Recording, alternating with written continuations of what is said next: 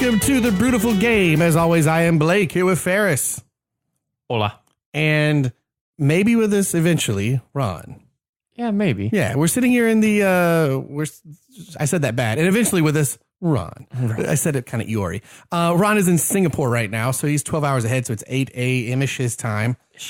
So we'll see if he calls in. So yeah, we join the show. We had all been texting earlier in the week and said, 8 p.m., 8 a.m., that seems reasonable for both parties. And I'm sorry if World Traveler can't get his schedule right. Wow.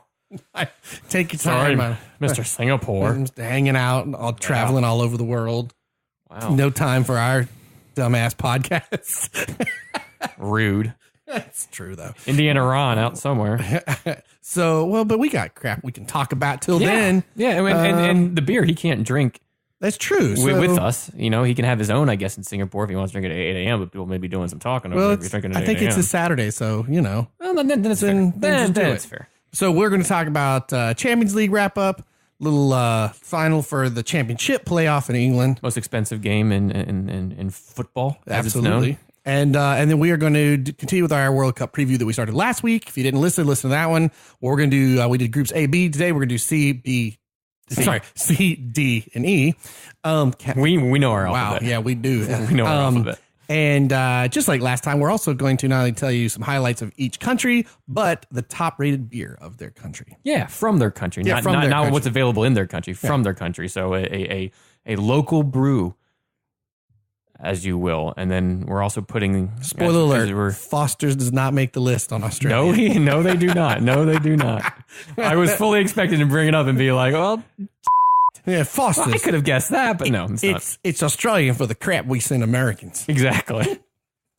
Get a blooming onion. Oh, jeez. Our pod brought to you by Outback. Not really. We wouldn't mind, though, if Outback wants to. But Ron is a fan of blooming onions. Who isn't a fan of blooming He onions? gets like pregnant woman cravings for them. Oh, does he? Yeah, you mentioned blooming onion around him. It's like a frenzy. It's like Tasmanian devil. Damn. Yeah. It's great when he's not on here. We can talk about this. I don't know what food I have that for. I don't think I have like the... I don't either. I don't have one I go nuts for. Where once I hear it, I have to have it. But... Sloppy tacos. Sloppy tacos. The Sloppy Taco Palace. Here in Orlando, Florida. Yeah, that's a very local thing. Yep. Basically just means a corn tortilla that is flash fried, so it's still puffy, like a puff pastry almost. It's like puffy. And then it's got your choice of meat and your toppings and melted queso. Ooh, so good. It's pretty awesome. These mac and cheese bites, too. And they also are a great craft beer bar. Yeah, awesome craft beer. Just local joint. So Sloppy Taco Palace, you should sponsor us. Little dive bar. It's awesome. All the time. It's awesome. Yeah, I'd take that. Hell yeah. Well, since Ron's not here anyway, we can talk beer. And speaking of local, ooh, look at that segue. Who said we've done podcasting or we haven't done podcasting before? I know. Well, we've done it. We just don't know if we've done it well. Exactly. So I actually picked this up a few weeks back when I don't know what I picked. Oh, I picked up the Captain Ron beer that I had, which was also local. Picked this up as well because I was like, I've never seen or heard of this before, and I've never seen or heard of this before because they just started in the spring of 2018. Oh, so this is super brand new. Super brand new. This would be a super fresh beer. Super fresh beer. I think it's their only beer that I'm they're currently. excited. Yes. That's rad, man. It is called Alcatraz Brewing. What? Well, okay, for one thing, shouldn't be a San Francisco company, but... Well, I can tell you why that it relates. But it is local. It's out of... Where did I see? I see Palm Coast, Florida by Alcatraz Brewing, Lakeland, Florida. So, yeah, whatever that means. Somewhere in Florida. It's so new. This beer is called Alcatraz 2X IPA. It's bold India Pale Ale that is full of classic American hops featuring Cascade, Willamette. Oh, Willamette? Willamette, yeah. Yeah. Willamette, clocking it at 100 IBUs. Those are the hops, lightly by the way. roasted malts create a copper-colored ale that has a taste as iconic as the legendary island it's named after. It is... Because they called it the 2 times IPA. Correct. By Alcatraz Brewing. So where does the Alcatraz fall in? Is one of the guys from San Francisco? Legendary. It's 2 times. Is there anything with Is 2 the times? guy that brewed Alcatraz? No, is the guy from Alcatraz Brewing? So Okay, so I want you to tell me like he's the descendant of one of the 3 guys that escaped from Alcatraz, like covering soap dummies of themselves. That would be awesome. That would. You're right. That would be awesome. Unfortunately, that is not the case with this. Founder Steve Morgan grew up around water, swimming, sailing, lifeguarding, and playing water polo in college. Today, he still plays water polo and competes in open water swims. In addition to visiting Alcatraz many times, 2017 was the 14th year in a row he has completed the Shark Fest swim from Alcatraz to San Francisco. Whoa. The past 4 years, he has completed the swim without a wetsuit or goggles. And in 2017, he finished 3rd in his age group in water that was 57 degrees. What you telling me is he swim like a little bit better than I can. Yeah. So he essentially did he essentially did that if you actually got out of Alcatraz, isn't one of the stats is a lot of people died because they couldn't get to the mainland because the water was so cold and because so dangerous for sharks. Yeah. Right, exactly. So do you know how I know that? How do you know Unsolved Mysteries? Remember that show? I thought you were going to say The Rock. Welcome to The Rock. Welcome to The Rock. Yeah, you do a good Sean Connery. The creepy Unsolved Mysteries show in the 80s. Used to watch because that's one of the guys showed how he made the face. For whatever reason, the fake face that they carved freaked me out as a kid. It scared me more than the idea of those guys being loose. Oh, yeah. I don't know why. Yeah. But yeah, so that's kind of cool. And I get why he wants to call it Alcatraz. That's cool. The dude's been doing it for 14 years, and so I wouldn't do that. Yeah, that's badass. Yeah, you get to name it whatever the hell you want. Yeah, you can do that. Yeah, you can literally name it whatever you want. Exactly. Alcatraz Brewing is very proud of our Florida roots. So kind of how it swings back to Florida. Is exclusively brewed in Florida. Is 100% family-owned business residing in Florida. Launched 2018 with distribution and sales exclusively in Florida. And Alcatraz believes in protecting our coastal waters in Florida and plans to support the Tampa Bay Waterkeeping Group and others in 2018. So a very, very new brewery, but local with some West Coast roots here. So kind of cool. That's awesome. It's a 4-pack.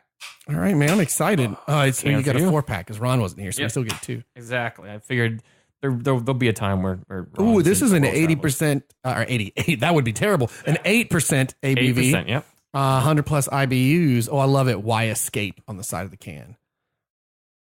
It says here, bold India Pale, full of classic. Yeah, I see there. 103 IBUs, man. Holy cow. I don't know if I've ever seen this as an aroma. Douglas fir and grapefruit.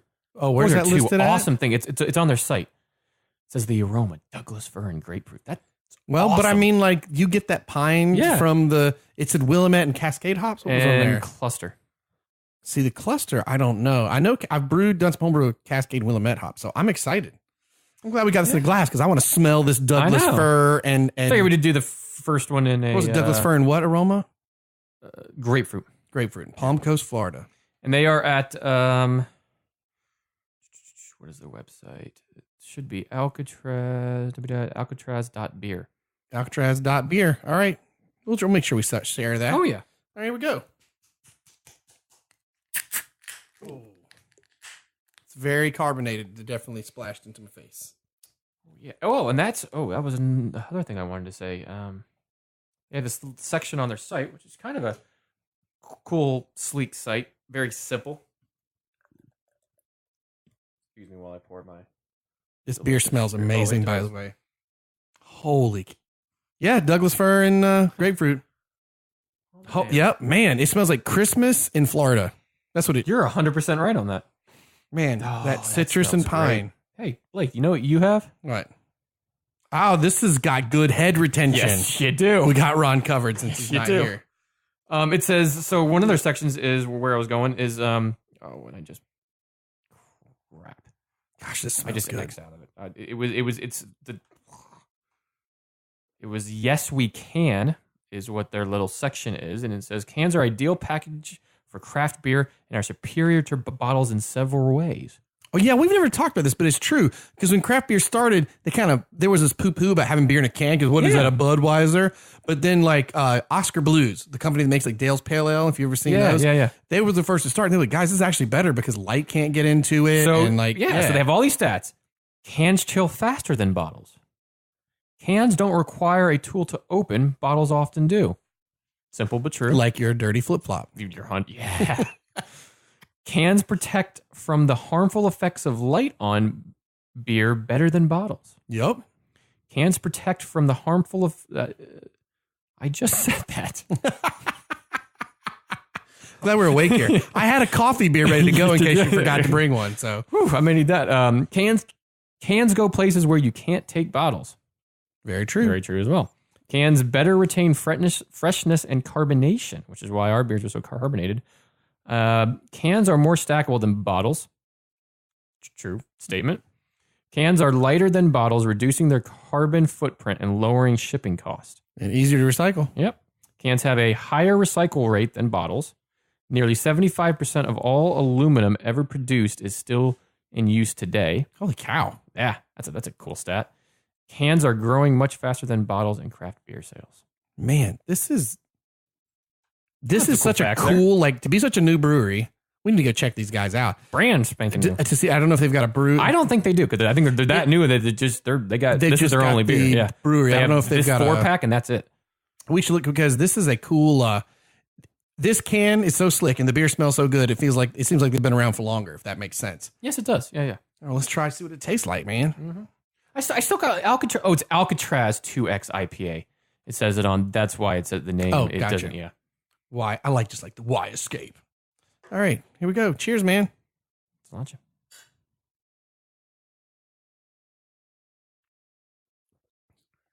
Ooh, slap your mama.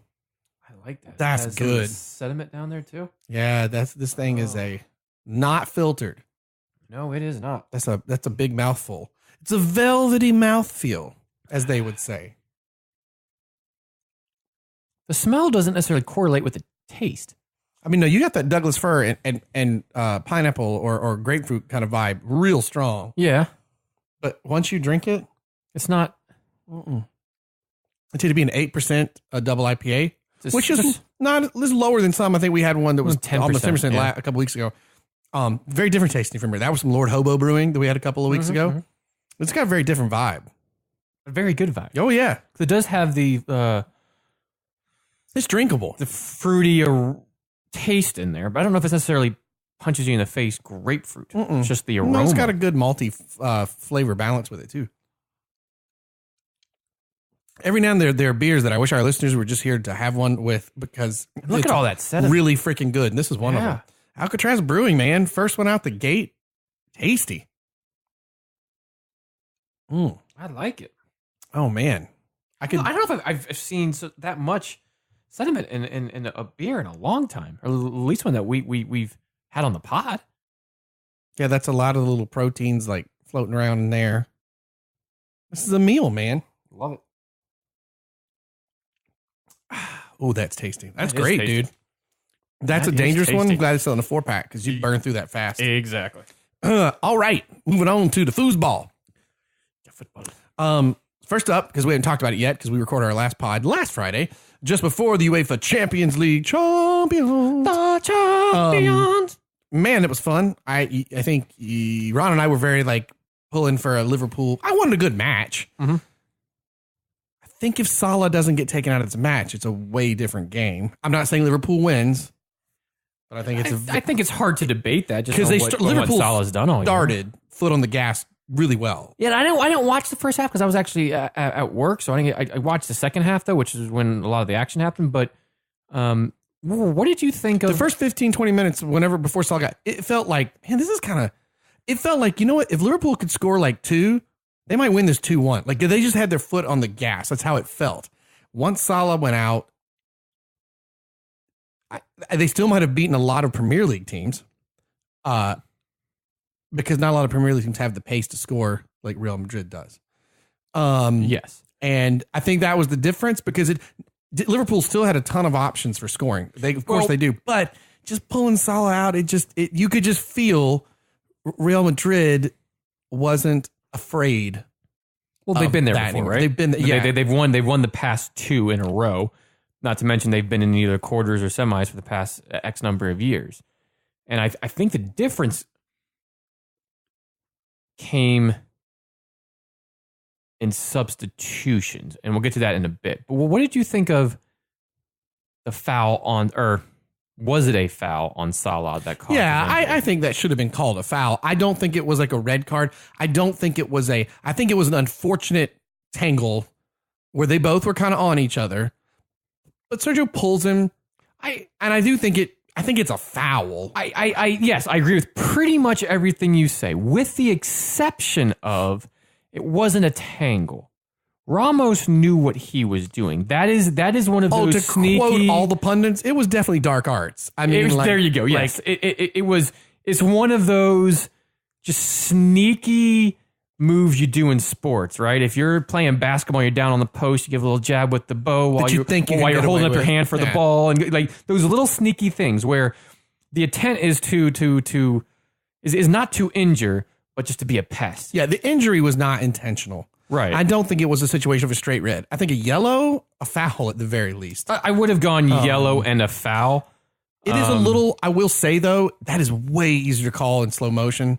100%. And that's why Sergio Ramos knew what he was doing. And that's why it's one of those sneaky fouls, because it's so hard to catch that it happens so fast, and it's hard for the ref to see that only 7 different cameras and slowing it down. And there's that one really see what's going on. There's the one angle in particular where they're just basically full in the screen that you can really see it. And I don't care who you are, man. When Salah's face, that broke my heart. And right now, Egypt is saying that they're feeling good that he'll be ready. Right, because after the game, there was a lot of talk that he wouldn't. Oh, Jurgen Klopp actually threw out the scariest thing, that he was scared that it was collarbone. Yeah, and that would have been done months. So instead, it sounds like it was a ligament. I think, a sprained ligament in the elbow. Does that sound right? But the question will still go. It will go into the World Cup, and the conversation will be, is he 100%? Right, and we covered Egypt on the last pod. Yeah. Do you? We can ask Ron whenever we speak to him.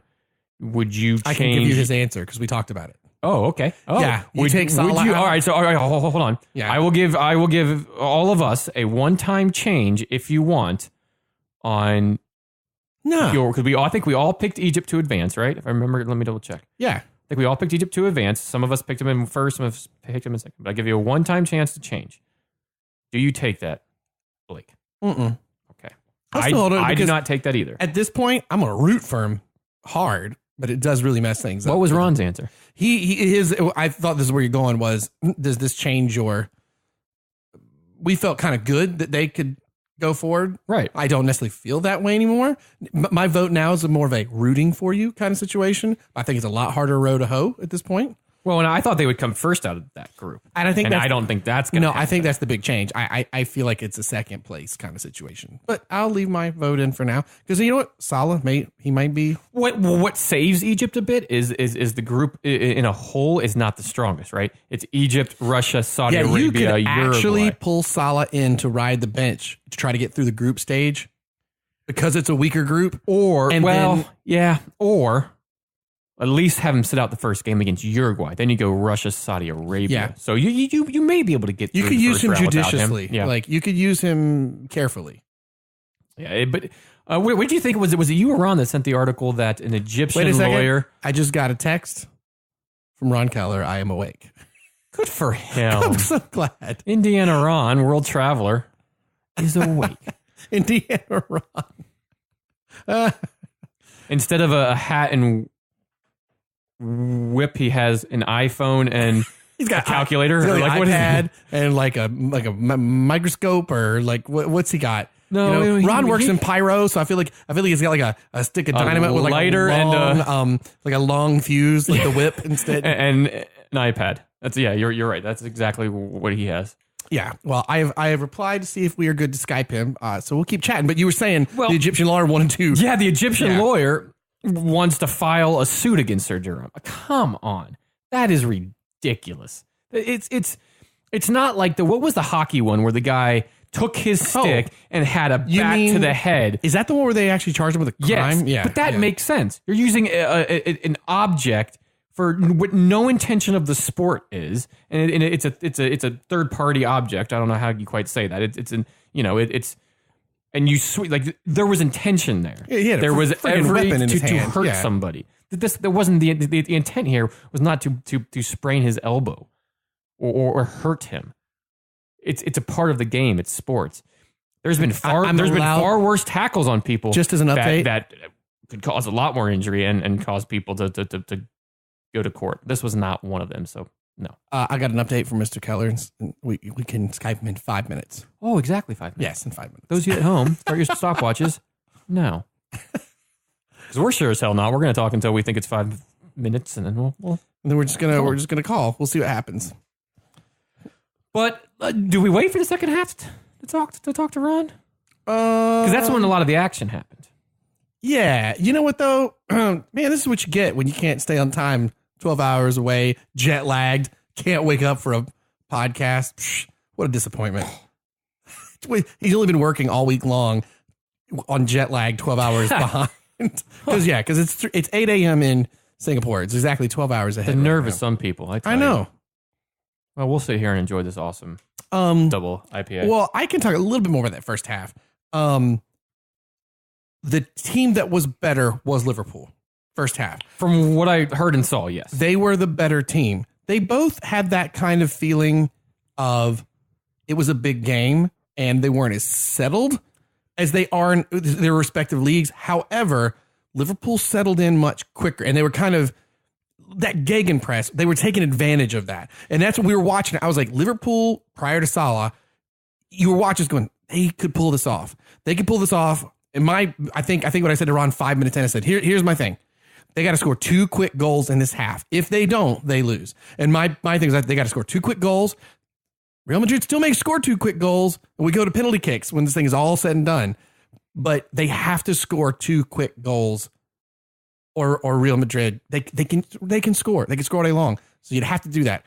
Once Salah was out, I have to admit I took all hope for Liverpool completely out of that match. I think all hope was because of the substitution. And the substitutions, I think, were key in this game. But flashback to last Friday on the, it was not going to be that high-flying game like some of us thought. No, we still ended up with 4 goals, but 4 goals. I think it was always going to be a 1-1, a 2-1. There was an extra goal, but to be fair, 2 out of the 4 goals probably shouldn't have happened. Yeah. So it wasn't a much tighter game. But you're going to get that in finals. You're not going to get the high flying. Should we move to that? Well, the final score was 3-1 Real Madrid. If you don't know or you've been under a rock, you would probably know that score if you listen to this podcast. We hope the Rock treated you well. Yeah, rocks can be fun. You have granite. You have some good stuff there. Anyway. Don't take it for granted. Oh, man. That's Boo, that joke. Yes. Success. This beer's great. Play me another one, Sammy. Oh, on our next week's podcast. Don't take it for granted. Yep. That's our new podcast launching. It's a life coach. Rocks and you. Rocks and you. It's a geology thing. You wouldn't understand. I keep thinking of the geology guy from Big Bang Theory. Well, you said though a couple shouldn't have been scored. Right. But the first one in particular in the entire game for Madrid. In any top level soccer club. Right. That doesn't involve Will Ferrell's kicking and screaming team from that movie. Just a weird, poor choice to try and. So yeah, the ball kind of was going to be like an over the top through ball to Benzema. Karius comes out as he should, gets off his line, stops the ball. But then tries to restart and get the ball out to his far right back rather quickly. Well, Benzema's still in the area. He's not right up in his face, but he's within like 4 or 5 where feet, we though. are probably from each other, sitting across from the table. So Karius goes to quickly roll it out. When he does that, all Benzema does is kind of stay in that area, sticks out a foot, never touches Karius, but gets a leg on the ball, and the ball deflects back and into the goal. The shame of this is Karius will have a couple of mistakes of goals that shouldn't happen. However, in the same game, he had some of those brilliant saves.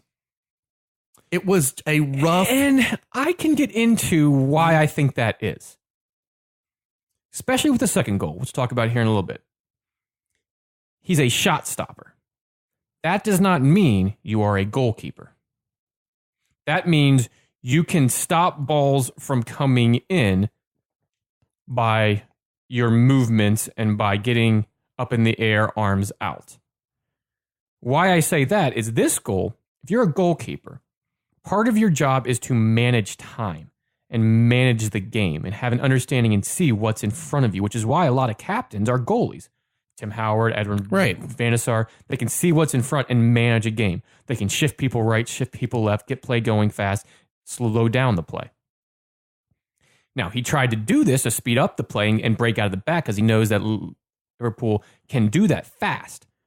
But you got to know Benzema, one of the best strikers in the world, not one of the best, but definitely top 15, top 10 in the world, is right there. You don't take that risk. You can pump fake like you're going to throw it, or just run to the other side of the box real quick and then roll it. Illigan should have been That's what a goalkeeper would do at the top flight. A pump fake. That was like that was what he should have. Because 9 times out of 10, that's what you're used to seeing. Yeah. But he didn't. So that he wasn't thinking fully of his job responsibility. And he's playing against a very elite team. Regardless if you're playing against Swansea City, but if Wilfred Bonny's standing in front of you like that, no goalie's going to do it. Because like I said, most goalies are going to pump fake, run to the other side of the box, and then throw it, or step back and boot the ball. Ron was over watching the game with me, and after Salah went out, game had gone another 5-10 minutes, and I said, you know what, now, because Liverpool got more careful with their play, so this is going to come down to who screws up first. Yeah. And right there. I really didn't believe, as we were going to see later, where you might have some amazing play lead to an amazing goal. It was going to be who screwed up first. Yeah. You know. And what was interesting to watch is it happened so quickly that you're like, wait. Is that allowed? Is he, and even the Liverpool players were all on the refs, they're putting up their hands, and Cherish is screaming at the ref, and you watch it again, there's nothing about that play. Nope. The ball leaves Karius' hand. Benzema's not up in his face, does not touch Karius, his hand, nothing. The ball leaves his hand, and then he gets a foot on. There was nothing. It's you think it's not fair because it rarely ever happens.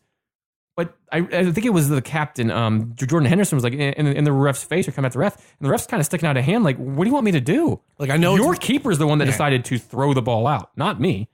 He didn't touch him. He didn't impede him. You don't have to give him room like that. And again, the guy had a great season with Liverpool. And then it just stinks to go to the top. Hey, the whole team got to where they got. Yes, but one of the issues they've had all year has been goalkeeping. He's gone back and forth between Mignolet, Karius, Mignolet. They've never had a number one goalie like most clubs. Should Mignolet have started? But that goes to the point of they've never really had a good goalie. They've been back and forth all year. But it was masked this year by the goal scoring of Salah, Firmino. Yes, but to be fair, I am reticent to judge Mignolet or Carrick too harshly. Karius, thank you. Unless they have a better back line, and Liverpool does not. No, they did that. They went out, they got Van Dijk. Yes. Not Van Arnhold. What's the lad's name off? Hold tight. Oh. We're gonna get that name when we come back. Yeah, we're gonna get right up to. We're gonna call Ron now, right before the Wunder goal. That's basically where we're at. So he'll know exactly where we're jumping in at. So let's Skype the Ron. I don't know, why did I say it like that? You're weird. That was kind of weird. I apologize. That was awful. Just hit the stop there. I'm not hitting stop. We're calling him right now. Oh, we are. We're doing this live. Oh, we're doing it live. I've never done this before. I never have either. It's a fun sound in people's ears. Oh, is this Ron Keller? You're live on the air. Go ahead, listener. And Ron Keller, you are live with the Brewtiful Game. Good morning, What's happening, Singapore. kids? Good morning, Singapore. That's right. Hey, man, we are partway into our brand new beer, Alcatraz, from Alcatraz Brewing, a company that opened in Florida in 2018 in the spring. This is their only beer, and it comes in a 4-pack. And it's delicious, man. It's double IPA. It's really good. Nice. So Sounds yummy. So and then we started chatting about the Champions League final. So I can tell you exactly where we are. We just discussed Karas's mistake of throwing the ball and Benzema getting on it. So we're getting close to the substitution that changed everything. Gotcha. Trent Alexander and Andrew Robertson's were the two names, their backs, that have had pretty good years. Yeah. Blake was basically saying, well, it's unfair for Karius and Mignolet because we can't really judge them because Liverpool's never really had a back line. Well, they went out and spent $75 million on the help of a back line. Hey, I once dropped $30 on a steak. It still came out burnt. You like? I mean, I don't know if that's an analogy or not, but I'm gonna go with it. But yeah, I mean, obviously, it's a terrible mistake, and it's a terrible mistake to make in that level of play. That's awful. Sucks, but something cool would happen later.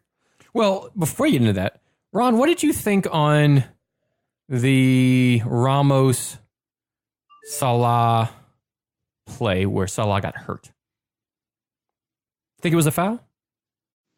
So I think that's a tricky question. In the broad definition of the foul, yes, I think it was a foul. However, with the caveat that I had to watch that replay in slow-mo about 5 or 6 times before I could really tell that it was honestly a foul. You got surveillance on our computer because that's exactly what I just said. That's so scary. Oh, really? Yeah. The ref, I think, made the right call in the moment because he couldn't. It's happening so fast. But I do think Ramos knew exactly what he was doing, and it just all worked out perfectly for him. So, yes, I do think it was a foul. I do think having known or followed Ramos to some degree over his career, he's a very smart player, and he knows when he can get away with things and when he can't. So I think he just managed to it all worked out for him. And unfortunately, it resulted in the injury that took Salah out of the match. Yeah, you pretty much said what we had gone over, and it was interesting. You think that in real time it wasn't a foul. I think Blake and I both said we thought it even in real time it was a foul and a possible yellow, but not a red, not a Yeah, and his intent wasn't to hurt. Yeah, it certainly wasn't a red, but I think in real time it was too fast for the referee to call, especially if he had obscured vision or. I can't remember the exact spot of the ref at the time, but I don't know that it was yellow worthy because he wasn't the last man. He wasn't denying a goal scoring opportunity. Salah was running across the field, not box to box. Yeah. So I don't know that it constitutes yellow. I think it constitutes a free kick. I don't think it constituted yellow in real time. Yeah. No, I go with that. I go with that. Absolutely. Well, so from what we've chatted so far, this leads us up to the Welsh wonder that comes off the bench. Oh, just brilliant. Which brings me to my point. Holy cow. Okay, Salah goes out. Who gets brought in? Ronaldo. Not Ronaldo. That's a guy on Fox. Lallana. Eric Ronaldo? Wow. Ronaldo is like a hard phrase to say together. Ronaldo is the failed donut shop that Ian Nacho and Nacho Monreal's Nacho Sack is going into.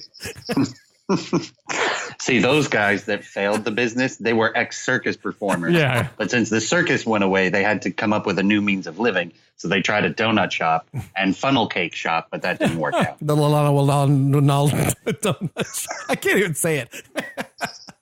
I love it though. Right. So, all right. Yes, Lallana Lang. Yeah. Superman character. You're welcome. Yes. There's nerd alert across the table here. Lallana comes in for Salah, right?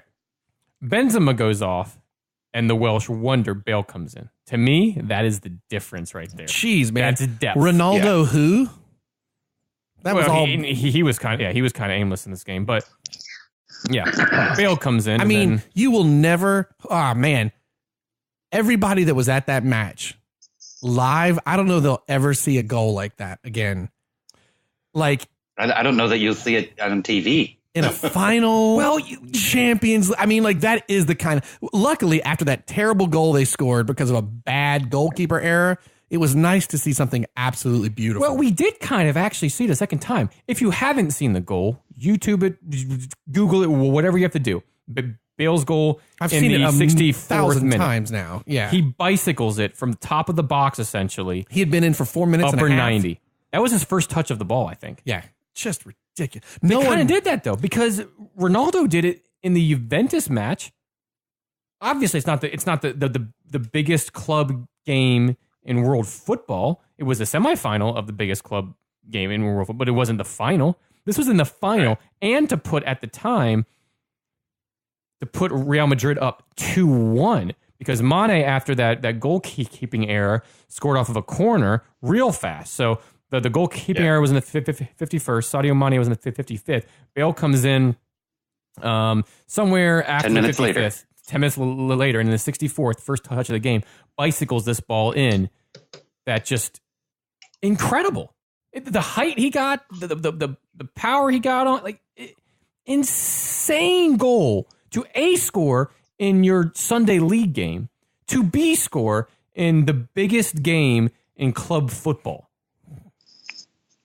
Insane. And no goalie was ever going to stop that. That kick was perfect.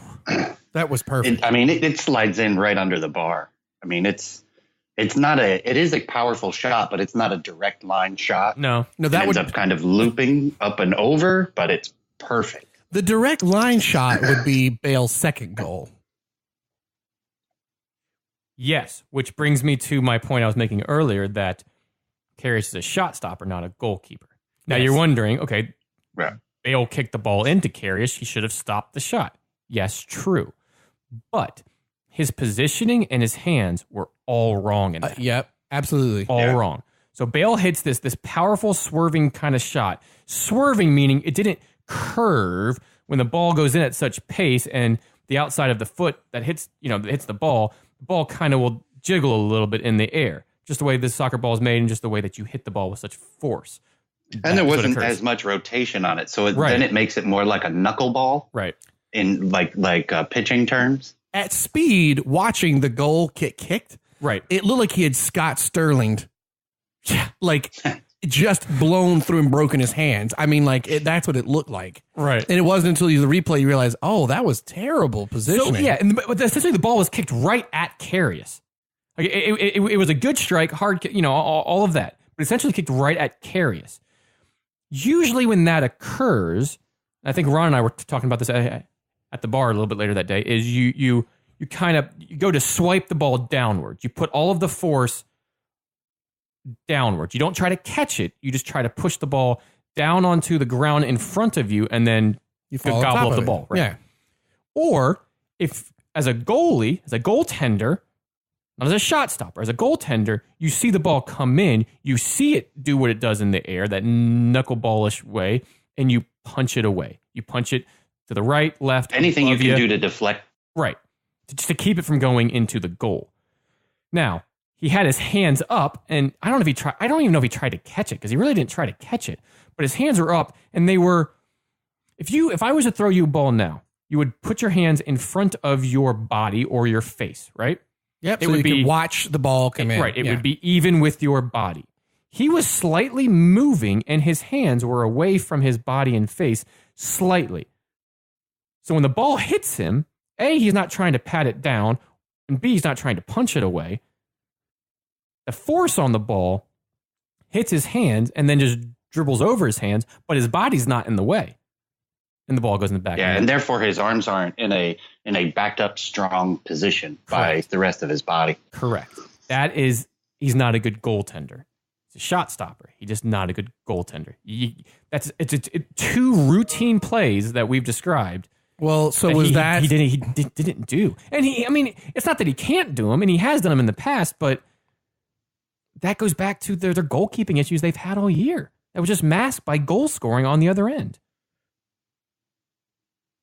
Yeah, I agree with that. He part of it, you give credit to Bale for such a brilliant strike and putting putting Karius under pressure to have to make a mistake.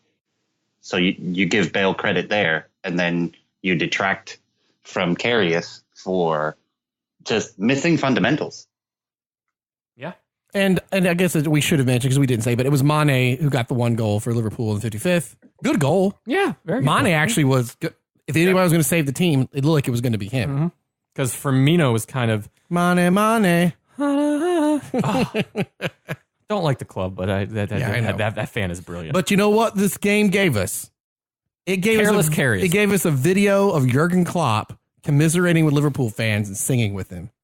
Yep. That was awesome. And you also feel very bad for Karius, who was essentially apologizing to the fans there and, in tears. And he knew the mistakes he made. And then he came out on, I think, Twitter that next night, just basically this long out just apology. And I made these mistakes. I'll come back stronger and better. And you feel for the goalie. You honestly do. I unfortunately don't think he will ever play in that shirt again. Nope. Joe Hart, Liverpool star, coming along.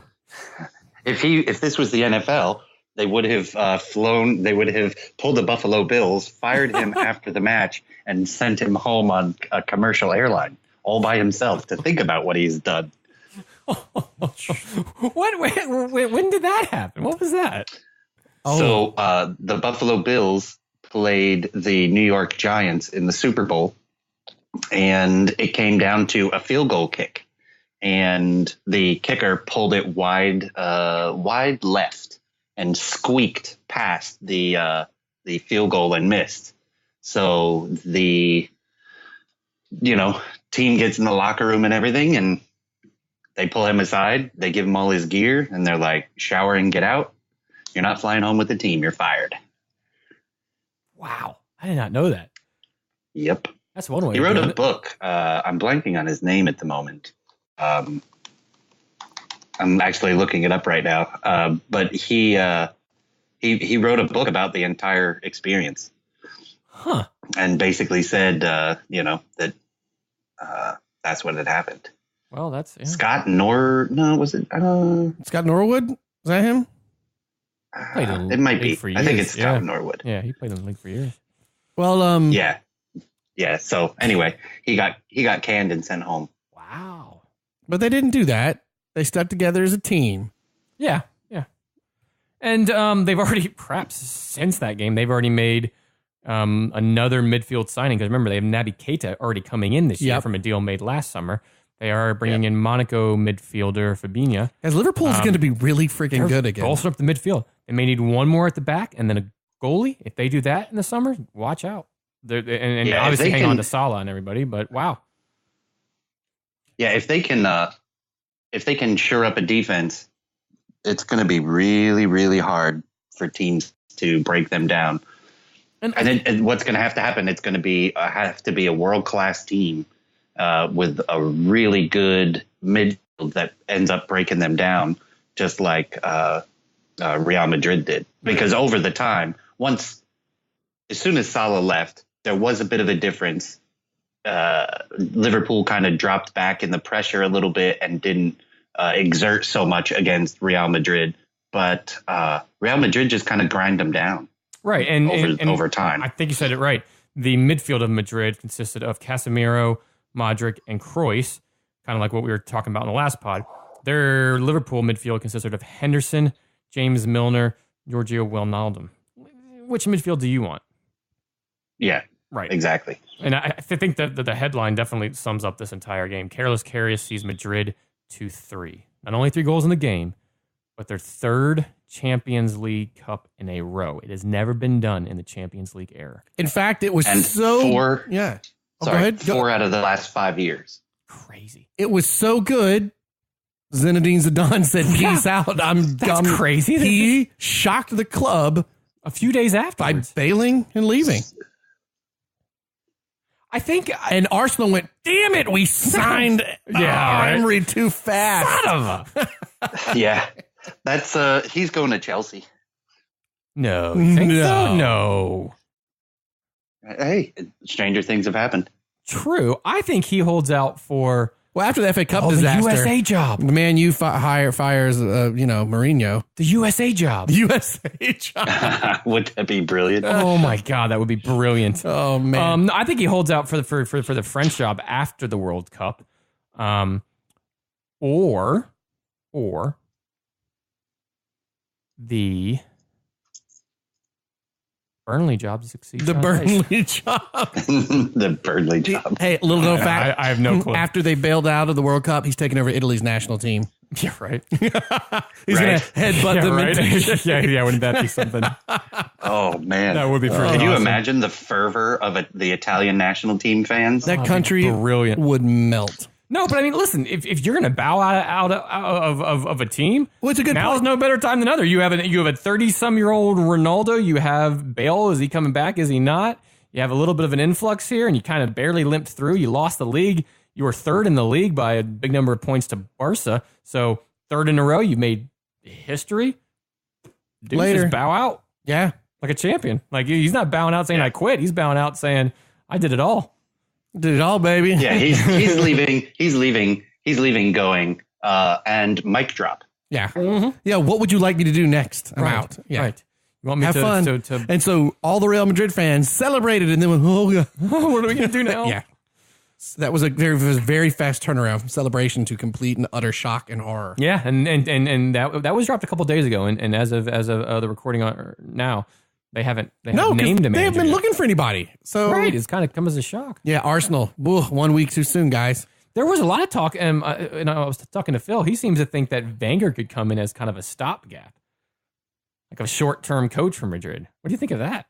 That would be hysterical. That would be. You're right. That's only going to so be weird. That only is going to be cool if he stays long enough and they go in the Champions League and the final is Chelsea versus Real Madrid. I mean, Man U versus Real Madrid with Mourinho versus Wenger.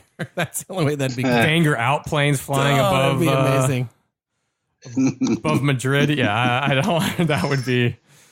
Hey, at the same time, Wenger in signs to be flying over Arsenal because the devil, you don't know what's going to happen next. You're right. But I don't know. Emery's still a solid choice. Oh, Yeah. for sure. and time. There's no- and time's still out on him. I mean, we don't know yet, right? No. Well, I'm going to move us on because we still got some groups to cover here real quick. So we'll go through those pretty quick. But real quick, just want to mention championship playoff final. Fulham won over away, or not really away, but at Wembley. They win 1-0 over Aston Villa. Ferris is wearing his Fulham FC jersey as we speak. It's for you, Matt, in Atlanta. Yep. So I'll be enjoying that pint when you come down. yep, Matt owes you a beer. He was super cool. As soon as very, that very game was cool. over, he texted Very cool. or got us on Twitter and said, "Well, I'm buying the first beer." Hey, that's just the first one. I got the second one. A classic Because you finished in second. but a classic English club back in the Premier League. It's cool. The Cottagers is that Fulham, right? The Cottagers, the black and white. Yep. Craven Cottage back in the, and it was a single goal and the most expensive goal of the year. Tom Kearney scores in the 23rd. They get a guy sent off in the 70th, but hold on, and Fulham back up. I think it's been 4 or 5 years since they've been up, so be good to see. And they have such a small kind of stadium, and I think it's down there on the Thames, and it's going to be fun to have them back in the league. I'm excited. It's going to be a good group going into promotion for this coming season. And it was a good one this past year. Mm-hmm. So I'd be curious. Everybody stayed this past year. That's a lot to live up to for the next go round. Yeah, wouldn't it be interesting if these three and the previous three all stayed up? Well, that means you had 6 normal teams. I guess you're just assuming West Ham gets relegated in this scenario. I mean, it's inevitable. It may not be next year, but it'll be the year after. It's like they have so much work to do. I don't want to get stuck in a Premier League vortex, but before we, speaking of that, before we move on to World Cup stuff, I know. I did want to check because you're down in Singapore. You said you're doing what this weekend for a beer trip? Yeah, so I actually have a bit of free time. So I've looked at all of the breweries that I didn't get to go to last time, and I'm going to take a day and do brewery touring. There's a place called Red Point Brewing over on Clark Key that I'm going to go check out. And another place that looks really promising, it's an American sports bar, apparently, and brewery called Beer Works. And that's over here on Sentosa Island. So I'm going to go check that out. Awesome. Well, we'll expect a full report. Full report. Oh, yeah. Full report. Don't you worry. And check keep tabs on our Untapped. You'll get to see everything on without question. Bring back fun coasters. Yeah. we have a drawer full of all the free coasters I bring back. Speaking of that, before we get to our World Cup preview, Ferris, I'm gonna need that other beer. I agree. Yep. We're gonna need that. Ron, it's 8 a.m. for you, so I don't know if you're drinking. Yep. There you go. I'm not drinking at the moment. You were supposed to say like nice orange juice and champagne. Mimosa. Yeah, a little mimosa. I love a good Singaporean mimosa. I'm actually going to go. I've never had one. So at some point during this trip, I'm going to go to have a Singapore sling. Oh, I was going to ask if that's a thing there for real. What is that? Yeah, it's well, as far as I'm aware, this is where it actually originated from. And there's a very famous bar. It's failing me. What's the name of it? Hang on one second. Samson. Singapore Sling is a cocktail, obviously from. I just read from Singapore, and I just read the recipe. Ooh. Yeah, gin in a hurricane glass with like cherries and pineapples and no ice, and it's. I'm trying to remember the name of the actual. All the big hotels here serve them, so you can get them anywhere. When one of the more famous places around here to get them is the Marina Bay Sands, and that is two gigantic hotel skyscrapers that have a cruise ship on the top of them. Wait, on what? Top of the what? Yeah, skyscraper? Look, do yourselves a favor and look up the Marina Bay Sands. Well, I just looked up. You'll see. They try a recipe for trying to get as authentic to Singapore as you can, but like it's got gin, Grand Marnier, cherry liqueur, herbal liquor, pineapple juice, fresh lime juice, dash of bitters, club soda. But this is a recipe trying to get it close to what you get. Right. And all I know is it's got gin, and I love gin. I'll bring you Raffles. Holy, that's what it You're says. not lying. There's a cruise ship on those buildings. Yep. Isn't that something? I wouldn't lie to you. No, I appreciate you. You're welcome. So that's the Marina Bay Sands. Cruise ship up there. The architecture here is insane. They do a lot of crazy fun things with architecture. As you can tell, they put a cruise ship on the Marina Bay Sands. Wow, we should do things like that. Yeah, what would we do that? I would like a sloop on top of my house, please. That's probably a terrible idea for hurricane season. Yeah. So Raffles is the famous bar where the Singapore Sling was created. Sounds like it's something out of a Bond film. Raffles. Raffles is widely regarded as Singapore Sling is the national drink of the country, created in 1915 at Raffles, Singapore, which was a bar and then became a hotel because it became so famous.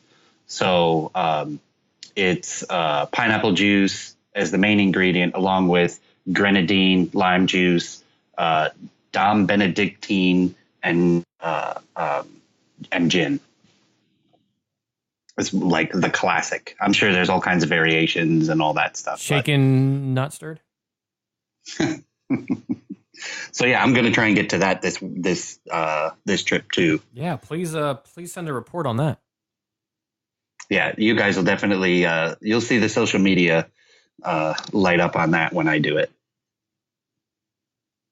Awesome. So I have quite the adventure to take in the next couple days. Sounds like it. Well, yeah, and then back to work on Monday. Fun. Yeah. Is that crazy? Well, I suppose we should. That's the life though of Indiana Ron, as we've Don't listen to the first podcast. Yeah, don't listen to that. Where we trash your inability to wake up on time. Right. We substituted the hat and whip for 2 other objects that we won't tell you until you listen to to the be pod. fair, a time wasn't given. We said 8 a.m. Said 8 p.m., 8 a.m. I think I literally wrote it in that little backslash, and you were like, "Yeah, agreed." All right, fine, whatever. We're just like, yeah, but what a bum. We're working. also coming off of work and just needing a beer and wanting to talk about sports. You're on your weekend jet lagged as hell, so it's perfectly understandable. Yeah, well, Memorial Day was only a 4-day week, but it felt like 2 weeks crammed into 4 for me. Which is why I am happy to talk about some soccer. So, on that note, moving on to Group C. Group C. Please don't ever make those noises again. Blake set me up for it. He knew the minute he did. He set me up for it. So again, like we did last week, we're gonna break down we'll go over the 4 countries that are in each group, how they qualified, players of note, and also the beer from their country that rates the highest. So I'll kick off according to www.ratebeer.com. Yes, thank you. I'll kick off this first one here.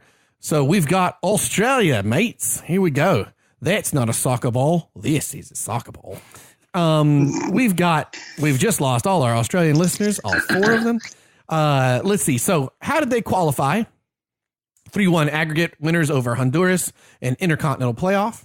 Honduras came from CONCACAF. Yep, and they're staying in CONCACAF. I was going to say that's exactly what's happened there. And then players of note, we've got Aaron Moy, Mile Giniak plays for Aston Villa, and Tim Cahill. Do we decide is Tim Cahill? I believe it's still a preliminary squad. So technically, could be, but I think from the sentimental viewpoint, they're going to take Tim Cahill, and he can be an impact player off the sub coming into his 4th World Cup. And for their top-rated beer, and this thing sounds friggin' awesome. Boat Rocker Ramjet, which is just a great name for a beer. It sounds like a character that would be like in a Rocket the Raccoon adventure or something. Yeah, right. Boat Rocker Ramjet. Seriously, that's an 80s sci-fi hero. Whiskey barrel-aged Imperial Stout from Boat Rocker Brewing Company. Man, right now Imperial Stouts are winning this. There are a lot of Imperial Stouts on C, D, and E. Wow, it's a lot of Imperial Stouts. That sounds delicious. Anything we want to throw in about Australia, gents? Yeah, I think the hardest thing for them to overcome is they have a new manager. And their last manager, while you could argue was not the greatest, was very influential and was probably keeping them in some ways more competitive than without his style. So it's going to be interesting to see how they unite under the new coach. Well, and Ferris just said it. This group is brutal. Is the coach's name Bert Van Marwijk? Is that who you got? Yes. Mm-hmm. Yeah. Formerly, I think he was under the Dutch regime at some point. Right. The group's going to be tough. Australia don't necessarily have a bad team, but getting into the playoffs there, beating Honduras, I think they're going to struggle. Aaron Moy is going to be real big in the midfield. Timmy Cahill's like 38 years old. Geniak's midfield, but who's going to put the ball in the back of the net? I don't know if it's going to be Cahill. I don't think it's going to be Cahill. You're looking at maybe Dimitri Petrios from the Newcastle Jets. He makes it. It's going to be tough for the Australians, the Aussies, to get out of the group. I think one of your better scores is end up going to be Moy, because the reason that Australia is where they are is because the previous coach, who I can't pronounce his name, Postecoglou or something like that. You're welcome. It was attack at all costs. So they have a very attacking mindset, and taking Moy and making him more of an attacking midfielder, I think he's going to end up carrying, if he can, he's going to end up really becoming the N'Golo Kante of this team. Well, now, and I think you're going to see him score a bit more. You said that's why you think that's why Australia is where they are. Yes. Correct. But I completely disagree with you. Australia is where they are because of plate tectonics. Nerd alert. Only Blake's laughing at that one. Notice like it was. I wish I could have got a video of Ron's face. I give you props for the science joke because that part was pretty good. But what the was the rest of that? That's no normal. That's a Singapore. Oh man. Oh. Plate tech. God almighty. What has this pod turned into? So far, you missed it earlier, Ron. We were talking about rocks and granite. So we're covering the Yeah, we've been very sciencey so far. Yeah, we have been. Yeah. That's about as far as we got in science. But and we do think they're gonna have a hard time because of their games in the group and how they play out. You have France first. Ooh. You have Denmark, who's probably next best team, and then you have Peru. So the hardest teams in the order of the group is gonna pose Australia a lot of fits. Fighting for a draw. Yeah. Right? Yeah, especially their first match. Ron, do you want to cover Denmark? Sure, Denmark.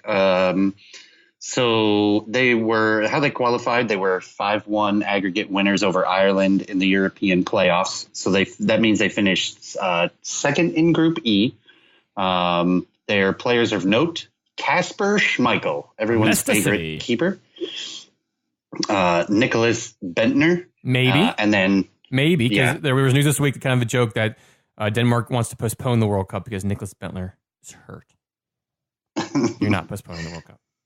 Well, we'll see how he turns out. But I think by far the better of all those three, fresh out of Tottenham's games, Christian Eriksen, who I think is really going to end up commanding this team. Their best beer. What?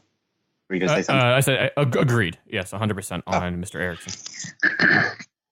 The best beer for them. Mikkeller's Beer Geek Vanilla Shake, the bourbon edition, and it's an imperial stout from Mikkeller Brewing.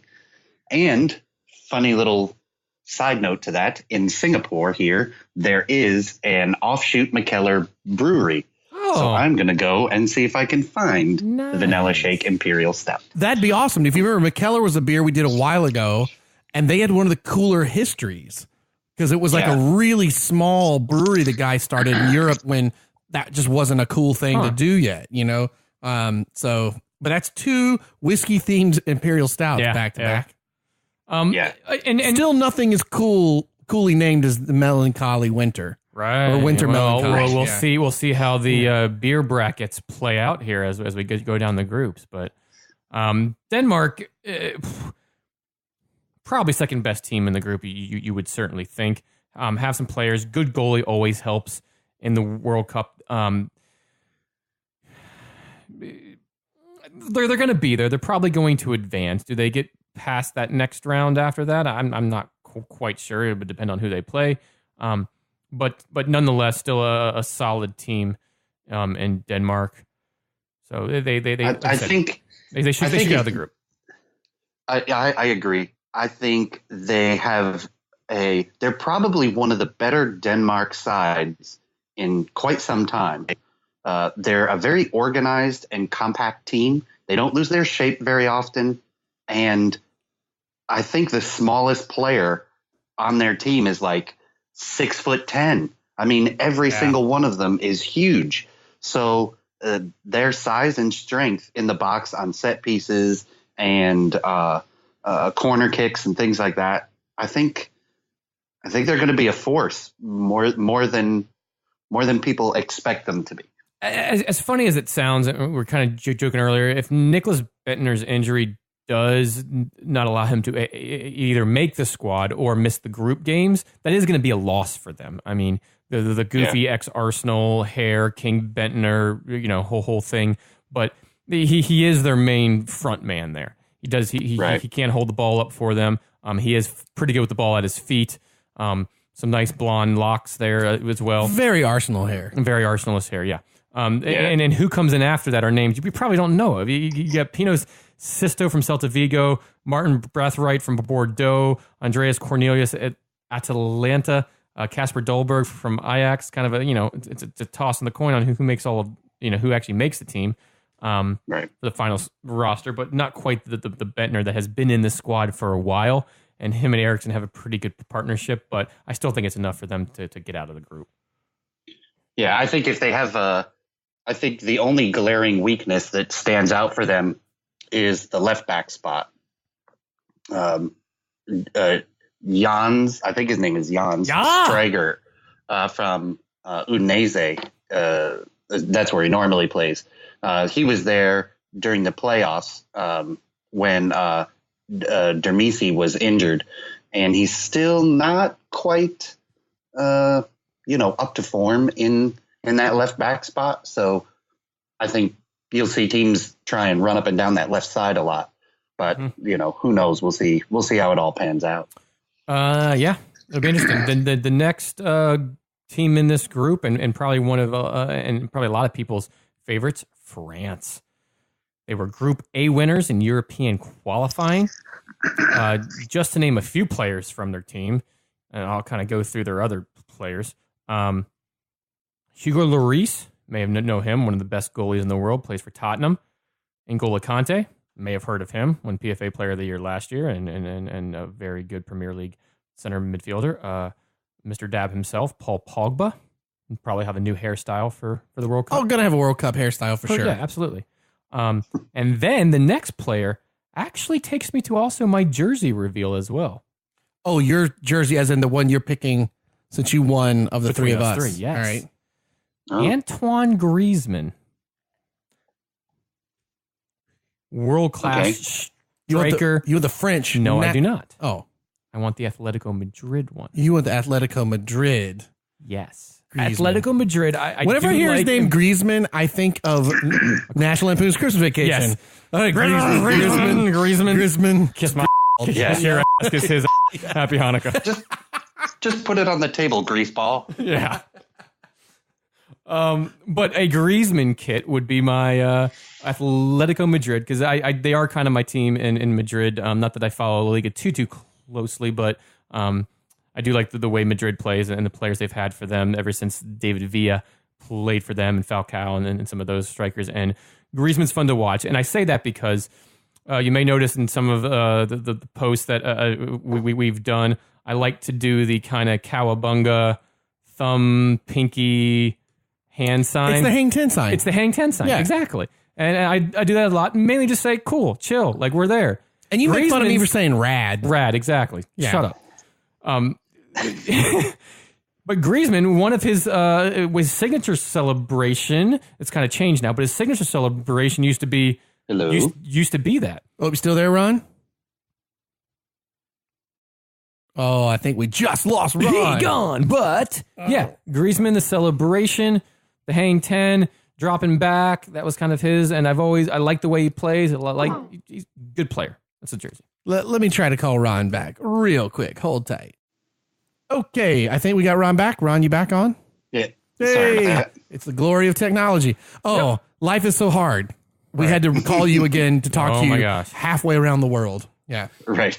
So you gotta do- kit, Atletico Madrid. Yeah, you're getting the Griezmann kit. And I you apologize gotta- because they knock Arsenal out of the Europa League dude, final. don't apologize. It's Perfect. It's all for the better. Yeah, so the beer for France, don't hurt me on this one. Le Pardes Revolution à Pardes. I love that you got so quiet. I don't even know if it recorded you. I think what you wanted to say Go ahead. was La Paradis Revolution au Paradis Indian style lager. That part was in English, so I could read it. easily. You're much better than I am. Go Yeah. ahead. And then it's, I guess, La Paradis Blanville. I don't know what that last bit is, but I should. That's the Blanville. That's the brewery, right? Blanville. Guys, we don't do French well. No, you do it better than I do. We though. barely do English well. Yes, true. So that's an IPA lager from France. It looks like Paris. Maybe it's Paris. Is their top beer. Yeah. I like that it's a revolutionary beer. Yeah, right. That's The French that's pretty cool. France, I don't know even there's a lot to talk about. They're their squad is like an ultimate team on FIFA World Cup. I mean, you Benjamin Mendy, Rafael Varane, Samuel Umtiti in the back, Pogba, Blaise Matuidi, Kante, Inzaghi, Toluli Iso from Bayern, Griezmann, Mbappe, Florent Thauvin, Nabil Fekir, Olivier Giroud, Ousmane Dembele. Like you, the lumbersexual himself. Yes, I mean I just got a pack of panini someone gave me. Oh, did you? But it was already open. Like they opened it, they gave me ones they already had, and on the top was the lumbersexual himself. Nice. Yeah, that's a very, very, very strong squad. And their group games are favorable as well. Australia first, Peru second, Denmark third. Go Olivier Giroud. I think there's no doubt that if France doesn't get out of the group, there's a hell of a lot wrong, and we know nothing about football.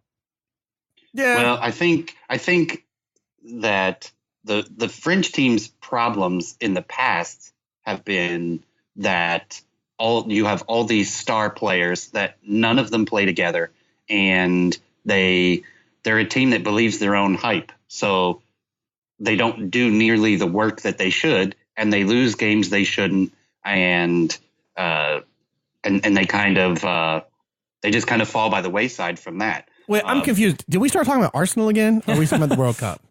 Right. Yeah, or I mean, to be honest, the same could be said for parts of Manchester United's season. Yeah, very true. So I think France is really going to have to put their heads down and do the work this year. If you go back to the turmoil of the 2014 Brazil with France, that they had such a hard time getting to reach the World Cup because you had all these star players and they never played like a team. So teams that had no business beating them beat them. So did they have Kante last World Cup though? Did they have? I don't know. I don't believe they did, and that could be a big change. Look what he's done for Leicester. Look what he's done for Chelsea. I think he could have that effect on the France team. But those teams are trying to play well, and you don't have a team that's star-studded that Conte's playing for now that plays completely disassociated like France did trying to reach the 2014 World Cup. So I'm just saying, these Conte or no Conte, if everyone's playing on their own playbook, France isn't going to make it all that far. If they gel, put their heads down, and work together, they're going to be a huge force in this World Cup. And I'm saying that's where I think Conte comes in to help kind of drive that in them. By not necessarily what he does in the locker room, but his play on the field. Sure, so I just think could it's see different France, but we could. You're right. We could also see that France from 4 years. Well, Germany always has a good team that always plays well. France has a good team that sometimes does not. So I mean, that's like the difference. So it's just what team shows up, right? And also, I think the person who has to lead that charge is not N'Golo Kante.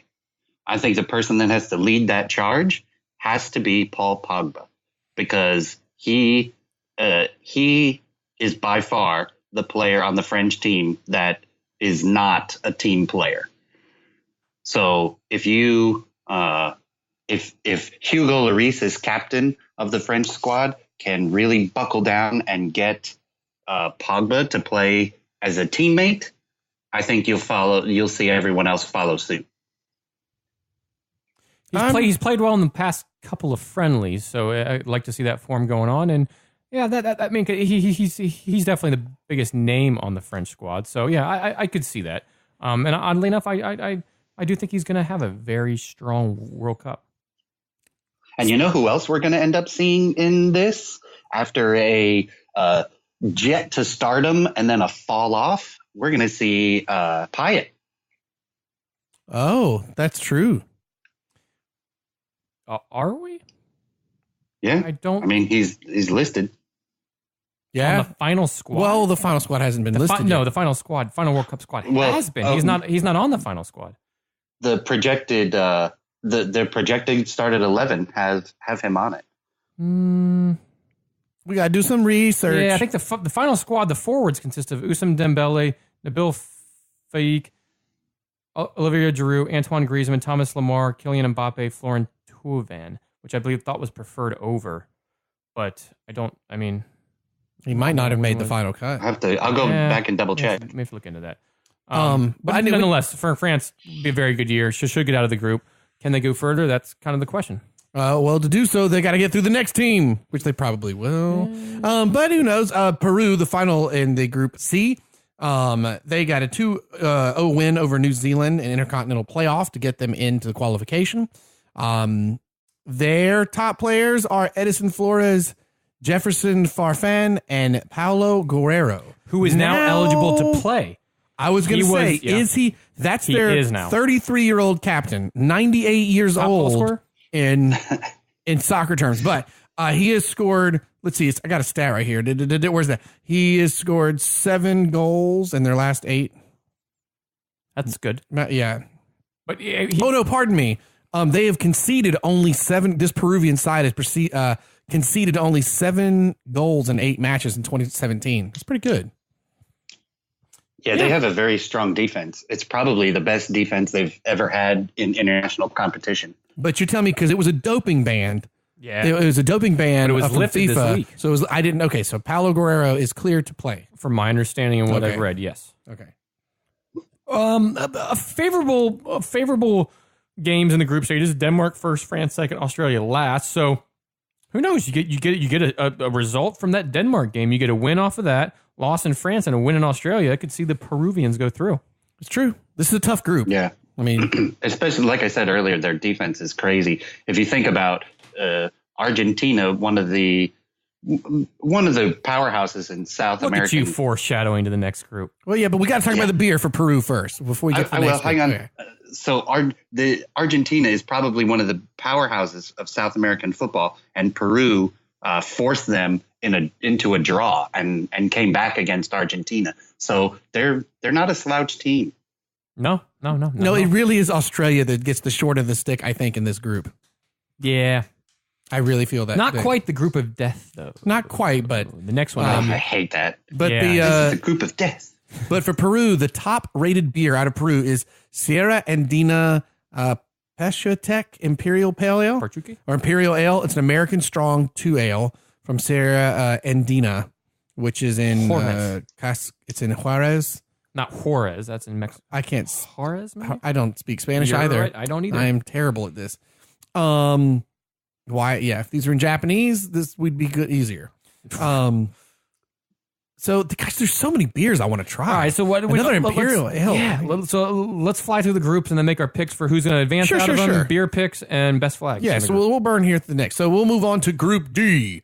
So for Group D, is it back to you, Ferris? Yeah, sure. And I think this could be the group of death. In all honesty, Group D for death. Group D. I mean, there really isn't one of your proverbial groups of deaths in this, but I think this is probably your closest. Consists of Argentina, Croatia, Iceland, Nigeria.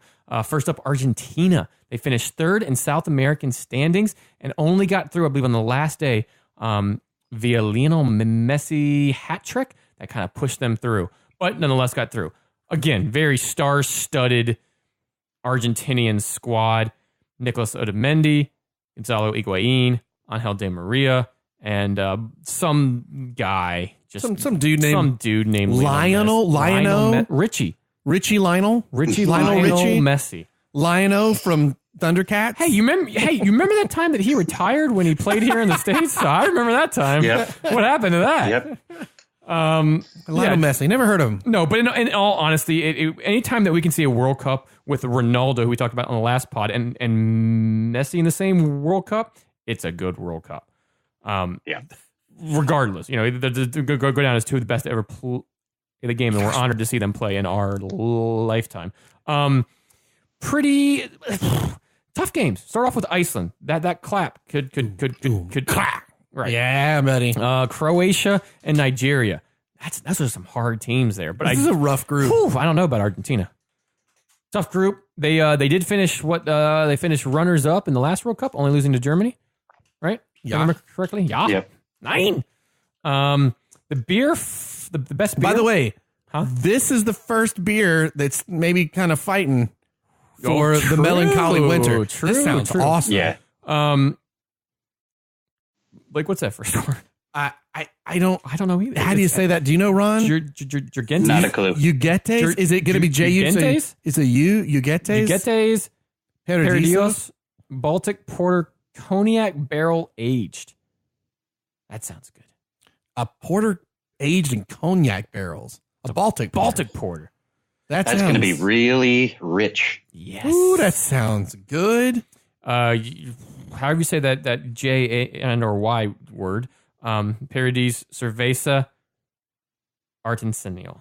And by the way, we're terrible at saying these, but so just bad. like in the last episode, Ferris will send me these as pictures, and we'll get these on the website so you can actually see all these beers. But I just want a Baltic Porter aged in cognac barrels. That sounds awesome. You're right. That could be fighting in the beer brackets. A beautiful game. Boom. Our star-studded team. Messi leading the way. He's not retired anymore. Some tough games ahead, but very good squad, top to bottom. We should have a pretty decent World Cup, but yeah, we shall see. Ryan, you want to tackle Croatia? Oh, sorry. No worries. Their offense is going to be ridiculously good. So watch out for. I don't think they're going to run up the score a ton on these teams, but you could see, them scoring a 3-0 win over a couple of the teams in this group. Probably, even though they're my pick, they're probably going to roll over Iceland pretty well. I would hope they don't, but their attacking strength is just ridiculous. Yeah, and it shows you because they're forwards that are it's the final squad: Messi, Higuain, Dybala, Sergio Aguero. Mauro Icardi did not make this team. He was the leading goal scorer in Serie A this year. He did not make this team. Why the doesn't he make this team? I gotta get a bigger bleep for that one. Sorry, I'm an Icardi fan, and that was almost my jersey pick. He was the leading goal scorer in Serie A. Higuain, 794 pounds, and Icardi's not in this? That should be switched. I'm sorry. Dybala, fine, young, talented, quick, fast, good. Aguero, we know what he can do. I mean, that kind of shows you the plethora of attacking talent that Argentina have. Icardi should be in for 2018, but he's not. He gone. Yep. He gone. All right, Ron. As typical, Messi will strap his team to his back and then retire. Out some great goals. And then retire. and then retire again. Then retire at LA Galaxy. Yeah, right. And they could use it right now. I would. Can he should retire at Orlando City. Fine. Good. Perfect. I'm fine with that. Kaká him. Oh, yes. South America. Yes. Do it. Ron, are you doing Croatia? Sure. Oh, man, sorry. The unpronounceables. I was going to say, good luck. Yeah. Oh, man. Yeah. So the Croatian team. That was not intentional. That was not intentional. Lies. Totally lies. You just did that so that you could announce Iceland. Oh, I didn't even think about that, actually. Well, there you go. Well, his daughter does have a nice Iceland onesie now, Fair so enough. yeah, it's only fair. So Croatia qualifies on a 4-1 aggregate winner over Greece in the European playoffs. They have a phenomenal team. Rakitic and Mandzukic and Modric all playing for that team. They have a pretty good lineup. Their beer is a barrel-aged imperial stout. RIS barrel-aged imperial stout. I cannot pronounce the brewery, so I'm not. It's from Zagreb. I know that, but it's like Majeska, something like that. But you'll read it, and the Croats, they're going to be a fun team to watch. I feel like they could go either way, and I hope that they go towards success and really make that group, pretty difficult. You're going to end up seeing Modric. Modric is the captain. I'm willing to wager, and I think their biggest strength, essentially, that's going to keep them fighting, is people like Modric. really controlling that midfield, and Mandzukic from Juventus up front. They've got a pretty stacked squad, so I think they're going to be a pretty good team. Yeah, and they have a pretty favorable games to Nigeria, Argentina, Iceland. So the hardest game is kind of sandwiched in between there. I agree. I think they're going to be the fun team to watch. Cool kits, that checkered kit that you don't really see a whole lot. They have that in both the red and white, and then the blue and lighter blue, maybe. Right. But the Croatians, the Croats, no? Yeah, the Croats. Yeah, should be a fun team to watch. Blake? Yeah, I think maybe their biggest weakness is their manager, who's relatively new, Dalic. Yeah. There's a lot of politics that go on in Croatian football, and one of them is one of the rumors that runs about every World Cup year is that the managers and the coaches aren't the ones making the decisions. They're basically, kind of puppet holder positions, and their national FA makes all the decisions and things like that. So I think that could probably be their biggest weakness, is being out coached and not having substitutions put in at the right time, or the right substitutions being put in. But other than that, like we said, they're a pretty stacked team. Boom. Yeah. So on Group D, moving on next, we have Iceland. Skål! So Iceland, they were Group 1 winners in European qualifying. Or that's true, Group I. Well, in Roman numerals, that's 1. Their top players of note, Einar Gunnarsson.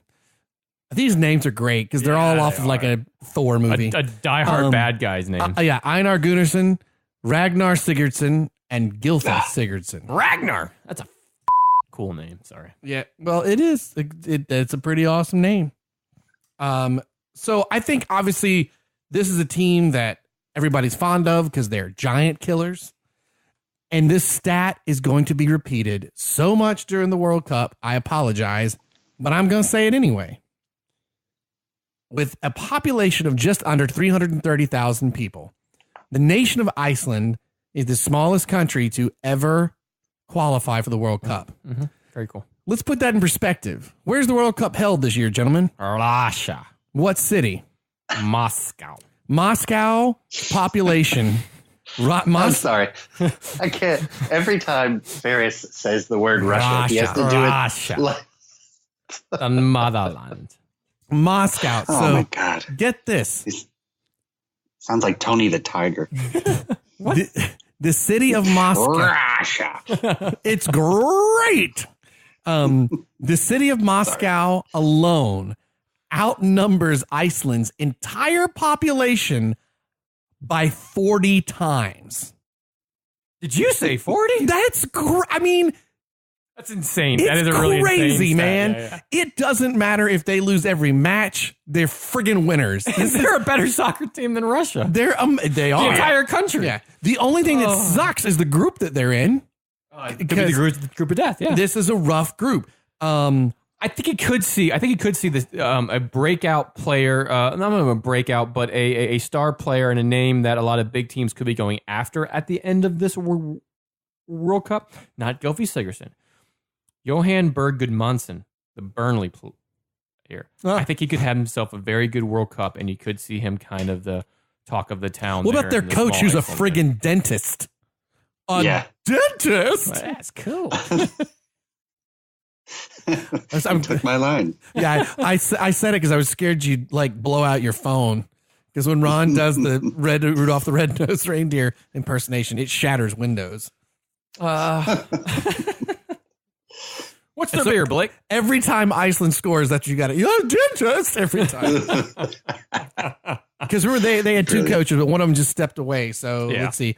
Left, you've got Heimer Hallgrimsson. I think Heimer Hallgrimsson. Oh, the bad guy from the fourth Bond movie. Yeah, exactly. A dentist. So their beer, which by the way, we have had so many of their good beers, but this is cool because this is a brewery we've not had. We've had a lot of Einstocks stuff. Yeah. But this is a Borg Surter, number 38, Imperial Stout. Another Imperial a lot Stout. in these groups, yeah. Borg Brughaus, which I'm going to guess means Brewhouse, and Reykjavik. Surtur. That's the name of a demon or something in Norse mythology. I'm pretty sure. But that's pretty cool, man. Yeah, I think we've said it. They have good beer. Beer sounds fantastic. Yeah, they do. That natural water. Did you have any? Ron, you went to Iceland, right? No, not yet. No, you went to Norway. Norway. You went to Norway. That's right. Norway.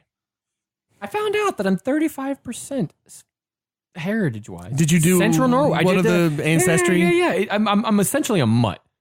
Like I'm a mutt. Well, right. I mean, we're all that now. Right. The 35, like the two biggest were both 35%. The Irish one, which we all know, you're like, you probably should be more than that. Yeah, shut up. You're right. But it was still a large percent. If it wasn't a large percent, I would have been mad. But the first one I did not know about. I'm gonna have to do a little research on this. Specific to Scandinavia, Central Norway. That was the only one that specified it in Central Norway. We got to get you some more Norwegian beers. You're telling me Norway not in the World Cup, not a very good soccer team. Nope, but they'll be sitting and watching as well. Iceland is though, and again, they're in a tough group. I know. I love Iceland. I just hate they're in such a tough group, so I love Iceland. Also, I think that everybody kind of understands what Iceland's doing now because of the Euros. So that very direct and physical style of play, I think Iceland's going to have a harder time this time around if they stick with their normal style of play because everyone has seen it in the Euros. And I think that is probably their biggest strength is how well they play that style of football. I think the hardest part for them is that they don't have much depth. So these guys, much like in the Euros, are going to be tired by the end of the game, and that could end up costing them because of lapses in judgment and defense. Yeah, especially against teams like Argentina, Peru, Croatia. All right. Yep. Agreed. Last in the group, or not last in the group, but the fourth team in the group, Nigeria. They're Group B winners in African qualifying. Some of players in note: Leon Balogun, John Obi Mikel, and Victor Moses. They have look for Moses to stand out on that one. Yeah, he's definitely the standout on their team. Croatia, Iceland, Argentina in that order, very tough. It doesn't matter. All these are tough. Yeah, I don't think you see them getting out of this group. They're beer from the country, and one of we probably have heard of, but a little bit different. Guinness Foreign Extra Stout. It's a foreign stout. Now, I can speak to this a little bit. Oh, can you? Because I worked for a company that imported Guinness to the States, and you learn a lot about the history. So if you get anything called Guinness Draft, that usually always has the nitrogen in it, that will always be brewed at the St. James Gate Brewery in Dublin and shipped out. Okay? Mm-hmm. If you get an extra foreign stout, which are the ones you typically see, I think they've changed the bottle a little bit. It used to just kind of have the tan label. It does. The one I saw online anyways. Yeah. Those are actually tend to be brewed at breweries worldwide nearish your location. Now, for us here in the East Coast, that still might be Ireland. But like if you go to the Caribbean, there's a brewery down there. In Africa, there's breweries. Obviously, got one here in Nigeria. I had a friend from Barbados that was like, mothers would mix a little Guinness in a bottle with the milk for the baby. So the Guinness Extra Foreign Stout. And then what's cool about that is each one, depending on where it comes from, tastes a little bit different. That's cool. So Nigeria, for all we know, this could actually rate high out of the sense of this tastes, because of the water or whatever, different than what you get elsewhere. Yeah, that's awesome. And Lagos, Guinness, Nigeria. This Nigerian team is going to be a fun team to watch. Unfortunately, I think they're in a tough group. Cool kits. A lot of forwards that we know. Hamid Musa, one of our favorites. Collecto, Ian Nacho. Oh, yeah, buddy. Alex Iwobi also in there. So it should be a fun team to watch. Yep. Should be a fun team to watch. And in any other group, you could see them getting out. I don't know if they'll do this in this group. This is going to be rough. Unfortunately. Croatia, Iceland, and Nigeria. I think we all think our Argentina will go out on top, but like, that's a tough fight for that second spot. Mm-hmm. I think the coolest thing about Nigeria is their nickname, the Super Eagles. Yeah, that's cool. And I think the worst thing is I think you're going to see goalkeeper issues give up games on the rest of the team. Yeah, I mean they're gonna have a hard time getting out of this group, and it's gonna be tough. But we'll make our picks here in a bit. Well, not to press us, but I'm going to. Yep. So moving on to Group E, Ron, I think that takes you to Brazil. Brazil. So they finished first in the South American standings, so of course that puts them in there. They're again, they have a who's who of famous football players on their team. Paulinho, Gabriel Jesus, Emerson, Coutinho. I mean, you name it. Almost all of their players are, pretty famous people around the world. Coutinho. Did you say Neymar? Coutinho and Neymar. I think he got cut off just then, but Coutinho and Neymar, yeah. And I mean, I did. Oh, they're good. That's just a ridiculous squad. Yeah, they're here in their country, according to ratebeer.com, is good luck. Ooh. Ron's got a hard one. That's a tough one. I'm going to say Manjolo Imperial Porter from whatever the name of that is. Tim Piquium? Savara? I don't know. Yeah, to Kim. I don't know, man. I'm not even going to try. Wow. Yeah, a lot of consonants there. Again, we will be posting this online so you can see the names of the beers. This is a great idea in practice. Yeah, well, how little of other nations' languages we speak is the problem. Did. Yeah. I think Brazil is going to be a pretty stout squad this year. I think they are very hungry to avenge the 7-1 humiliation that was that they at home too suffered in Brazil in 2014. So I think they're ready to do that. Of course, their strengths are ridiculous. Neymar, he's just going to have to step up, be a pro, and put the ball in the back of the net. Firmino. Yeah. So I think also that they have a new coach for this World Cup that obviously they didn't have in the last one. And this one, in all their qualifiers, Neymar has been given a ton of freedom in that final attacking third. Smart. To really to really pull out his strength. I think you're going to see him really put the ball in the back of the net a lot. I think we're going to get tired of hearing his name because he's got the new freedom. He's going to have people like Coutinho with him. Also, we didn't talk about Willian, but Willian is on that squad. So, I mean, their attacking is going to be ridiculous. They are certainly one of the favorites of the World Cup thus far. Plain and simple. Right. Oh, without a doubt. Yeah, and they have one of the more balanced, across the board balanced teams, defense, midfield, attacking. There's not another team like them. So they're going to come out hungry to really make up for that 7-1 loss in 2014. Agreed. All right, moving on to Costa Rica. So Costa Rica, they finished second in North Central America and Caribbean standings. Players of note: Keylor Navas, Brian Ruiz, and Joel Campbell. Joel Campbell. Their top-rated beer, according to ratebeer.com, from their country, La Chimbalica. I think I said that right. Lapa. La Chimbalica Lapa Verde Porter. So another porter. A lot of porters. A lot of stouts, man. All the dark beers. Yeah, really popular. I we have got to try our best to get some of these beers. Right. So we got to go on a hunt. So Costa Rica, typically a pretty good. Yeah, and this is probably the most team. heavy. I don't know if it's good or bad, but yeah, you're right. Pretty good team. Keylor Navas and goal, huge. They're defenders and midfielders. You're looking at a lot of MLS players: Vancouver Whitecaps, New York City, Minnesota United. A lot of MLS players in this squad. A very solid squad in a good group.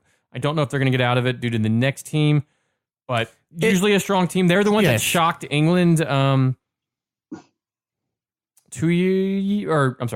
years ago. Wow. With getting out. Yes. No. Who was the team that shocked England? James Rodriguez. It wasn't Costa Rica. I don't think it was Costa Rica. No. It wasn't. But in November, they've had some rough friendlies because their last match, they got destroyed by Spain 5-0, a 1-0 loss to Hungary. But still a fairly solid squad. I didn't know this. Their coach, it says Oscar Ramirez, former midfielder, took over after Paulo Wanchope resigned after a post-match fight. I'm going to look that up into that. So they've got also a different coach. Right.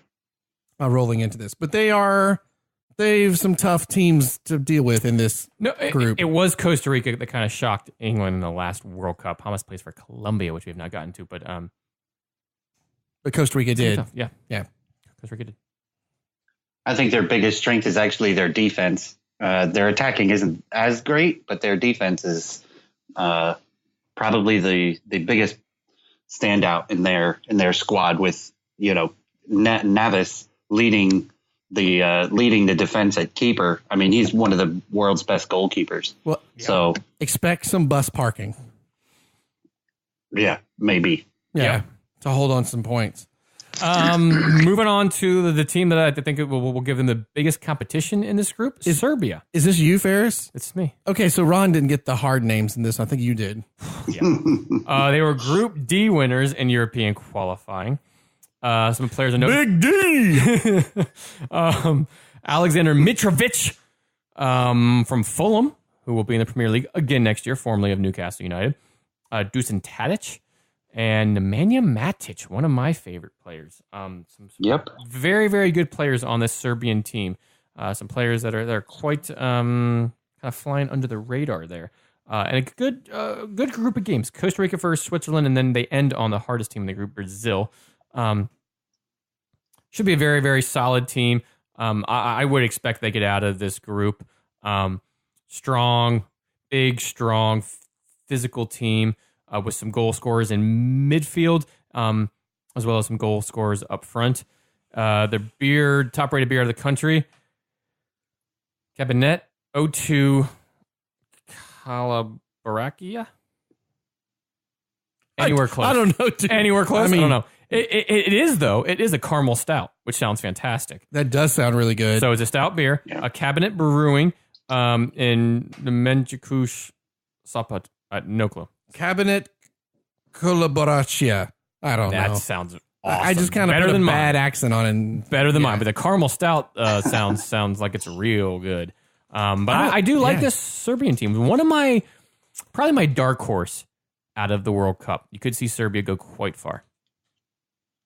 Yeah, they have their midfield is just ridiculous. I think how they all play together is the sum of the team is better than its individual parts. Yes.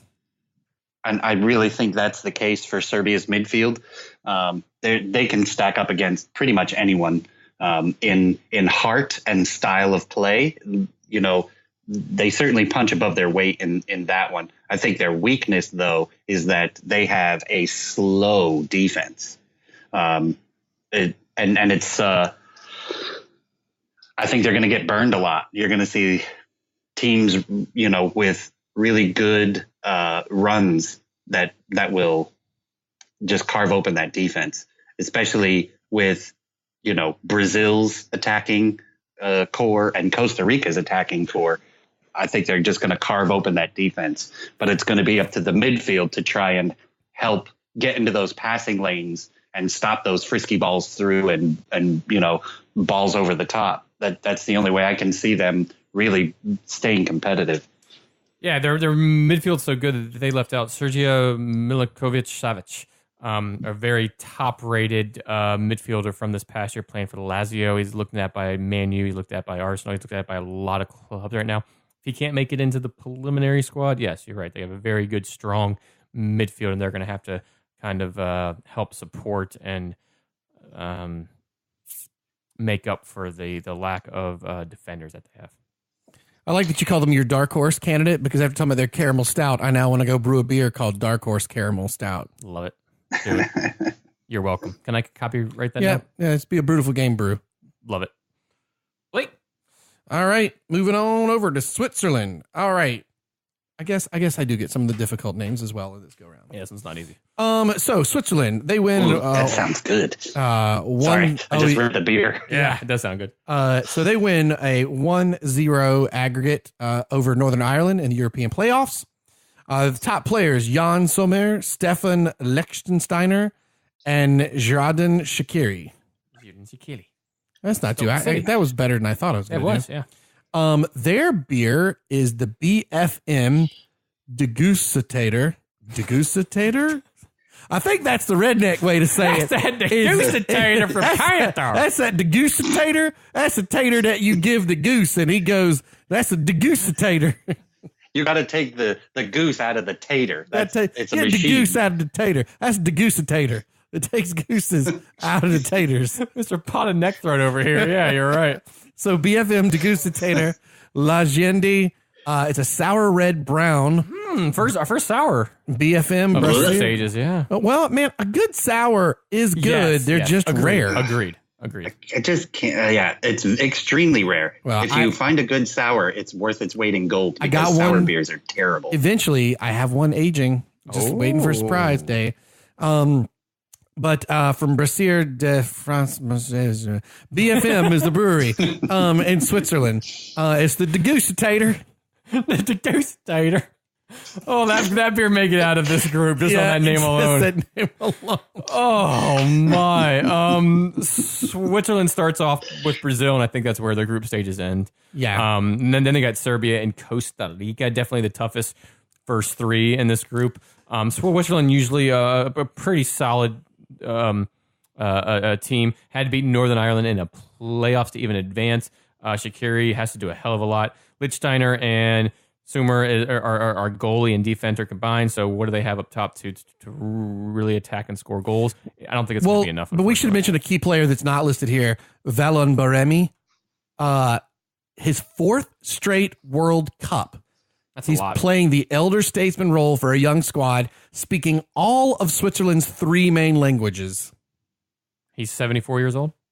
Yeah, right. He's got a power walker. Yeah, man. But yeah, I think they're going to have. I don't think they make it out of the group. I don't think, because really, where do the goals come from? Are you going to put that all on Shaqiri? Right. I don't really think that's going to work out. I mean, they have I think the biggest strength is their flank. The flank. The players on the flanks is really where their strength is, and that means they're going to be putting the ball in the box for the likes of Shaqiri, who is probably like 3'7". So Mighty Mouse or whatever his name. Yeah. Mighty. Here I come to save the day. So I think I don't think they make it out of the group, unfortunately. Okay. Speaking of not getting out of the group, I'm gonna do a quick fire at everybody so we can kind of steam through the last. Who makes it out of the group and top and so all right, I'm going to go top two teams to make it out of the group in order, please. Top two beers to make it out of the group in order, please. And then is it top two beers? It's not one. Top two beers. Oh, all right. All right. We're doing a bracket style on the beers. So the teams we pick. So like how it's set up is A1, so Group 1 winner versus B2 winner. Same thing. I'm with you. It's following the official World Cup bracket kind of challenge here, but we're doing that with beers as well. Quick fire. I got you. All quick right. fire. So I'm Blake, with you. your top two teams to make it out of Group C. Top two teams to make it out. That is going to be France and Denmark. All right. And my top 2 beers are going to be number 1, the Boat Rocker Ramjet, which is the new band I'm making. Boat Rocker. And the McKellar Beer Geek Vanilla Shake. I like it. Dude, McKellar's got so many good beers. Yeah, Randomly enough, the little liquor store near me, ton of McKellar stuff. Crazy. Yeah. Best flag. Their out of can this art group, is sir. fun. Best flag, you said? Yeah. Oh, Australia. I always like their flag. That's a good one. Yeah. Mr. That's not a flag. Keller. This is a flag. That's a flag. Mr. Keller. France number 1, Denmark number 2. And for the beers, I'm going for the McKellar Beer Geek first and the Boat Rocker Ramjet second. Boat Rocker Boat Rocket Ramjet. Oh, okay. Race begins. I'm not going to waste New, anybody's. I'm not going to waste new from any- Hasbro. I'm not going to waste anybody's time with that. I'm going to go France as well, and I'm going to go Denmark. Peru, Australia, I just don't think have enough to make it out. I will go the Boat Rocker first. I'll go the Boat Rocker first, and then I will. Yeah, I'll just fall in line and I'll go with the McKellar as well. That the vanilla stout. Ron said Hasbro, and I just was Bourbon thinking, edition, might we add, does sound quite good. My favorite flag out of the group is going to be Peru. Just kind of classy, the nice symbol in the center. Ron, what was your favorite flag? Denmark. I really like those Simple, the yeah. Scandinavian flags with the Yeah. crosses. I'm from Norway, apparently, so I do too. But- Ron said Hasbro, and I retract my previous statement. Boat Rocker Ramjet is the name of the G.I. Joe. Oh, is it really? Totally. Like, Is it really? That is such a G.I. Joe character. Oh, Like, yeah. man. Like, that is, it's Boat Rocker Ramjet and his, like, Ramjet squad. Oh, They got these it's a crazy, great name of a beer. crazy jet skis. Oh man. Yeah, and Navy sailors like Shipwreck are like they just call him Ramjet. Yeah. It's Ramjet and the Boat Rockers. All right. All right, moving on to Group D. Argentina, Croatia, Iceland, Nigeria. Blake, your top 2 teams out of this group. Top 2 teams out of the group are Argentina and Iceland. Oh, you did go with the I Argentinians did. and the Icelandics. I did. Icelandian? Icelandian. Icelandian. Top 2 beers out of this group. The Borg Surtur from Imperial Stout from Iceland is my first beer. And I think I'm gonna go. Oh man, it's that Baltic Porter cognac barrel aged from Argentina. Good call. That's a tough choice between those two. But Yeah. Yeah, it is. Favorite flag? I'm gonna go Iceland because Yeah. it falls under that cool, simple design, like Ron was saying. Mr. Keller, top 2 teams. Argentina number 1, and my brain is telling me Croatia number 2. I don't think Iceland's going to do it. I really want them to, and I'll be pulling for them the entire way, but I don't think they're going to do it. So Croatia as number 2. I will go with the Baltic Porter as the first beer, and the Borg Surtur as the second beer. And the flag is Iceland.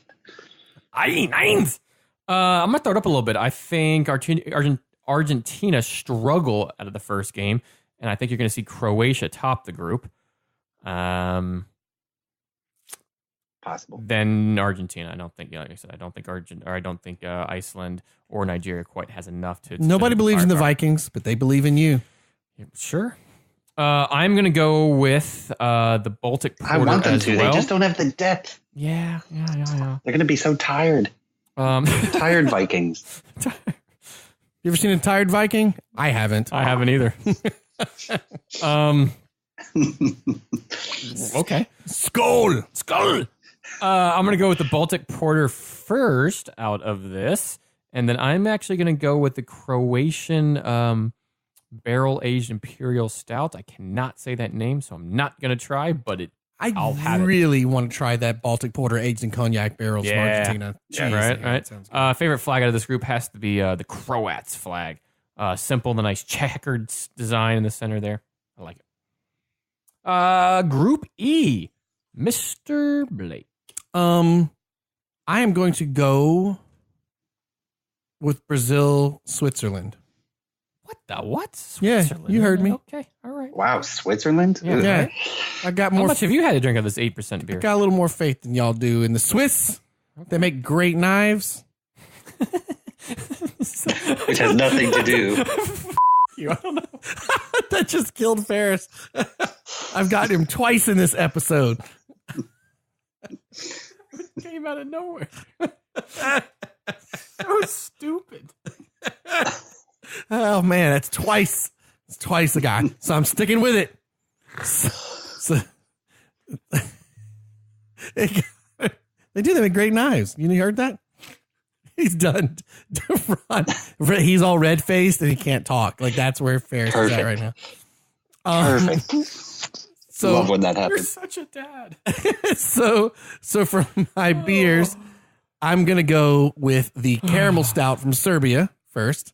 It's Cabinet Kolabarachija. Yep. And then I think I'm gonna go with the sour from Switzerland next. like it. The degustator. Hey man, you ain't had none till you done had the degustator. Jesus.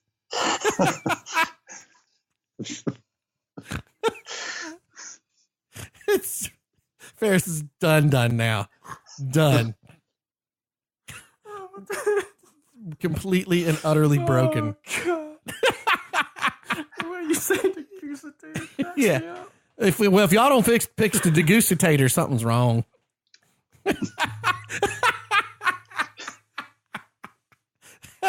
Oh, Ron, to give you the play-by-play, Ferris is no longer at the microphone. Perfect. He is falling away. Oh, and my favorite flag. Yeah. I'm gonna go make one for the degustator later, but for now, I'm gonna go Brazil. Brazil's got a great looking flag. I love their flag. All about geometry. Yeah, man, I love it. What was it? I'm so sorry. For flag, Brazil. Oh, Brazil. Yeah. A lot of squares and triangles and circles. Ron Keller. Brazil, of course. And then Serbia. I don't think Costa Rica is going to do it. I think Serbia is going to on a upset. So then the Imperial Porter from Brazil first. Ooh, interesting. And then I'm going to go with the Caramel Stout from Cabinet Brewery from Serbia second. And like flag, I'm going to say Serbia. Nice. Nice. I'm gonna kind of semi-fall in suit there with you, Mr. Keller. I am going to go with Brazil as well, topping the group. The Serbians coming in second, and then I will go with the Caramel Stout as well as my top out of this group. And then, oddly enough, that sour red brown, if it's good and it's top out of Switzerland and it must be a good sour. You gonna pick that degustator, boy? that degustator. That degustator gonna be good. Oh, favorite flag, Serbia. I kind of like the By the way, it is only spelled emblem in the center. Degustator. That's degustator where I'm from. So gross. I need someone to get like a jacked up truck with gigantic wheels and degustator written across the back of. You this Sunday, you thought Bigfoot was bad? Wait till you see degustator.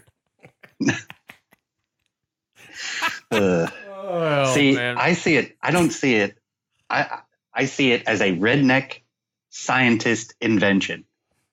Right? It's like Right. he's in his garage making this thing to do this thing that he's always had a problem with, and he's always saying, "Hey, y'all, watch this before it blows up in his face." Yeah, like the beer holder koozie on a shotgun. Yeah. Right, yeah, exactly. And you point it at yourself and shoot it, and then the beer flies at you, like that kind of thing. And so this redneck scientist has made the degustator. Yeah. But he doesn't pronounce it degustator. He calls it the degustator. The degustator. Degustator. Oh, poor Switzerland. We apologize. It probably sounds really cool. in one of the 3 languages that you use. We can barely speak English. Terribly English. Did I get all our picks for all the groups? Oh, yes, it did. Thank you. Awesome. Well, let's go ahead and wrap this sucker up. How long was this pod? We'll talk about it later. I was about to say. Ron, thanks for joining us all the way from Singapore. Yeah, anytime. Thanks for waking up finally. Jeez. Whatever. Follow us on Untapped. Go to the website, thebrewtifulgame.com, where you can also then find us on Twitter. You can find us on Facebook. Find us on listen. Obviously, if you're listening to us right now, you're probably listening to us one of these ways. But if you listen to us on Apple Podcasts or Stitcher or whatever, do us a favor, leave a review. It really, really helps out folks discover the show. If you do, take a screenshot of it, zap it to us at our website, email, thebrewtifulgame@gmail.com, or through social media, whatever. And we will make sure we get out a koozie to you. We might have a magnet or 2 left. And I think that wraps us up for this one, gentlemen. Yep. Always Long a pleasure. one, but a fun one. Long but a fun one. Was that laugh came at the very end?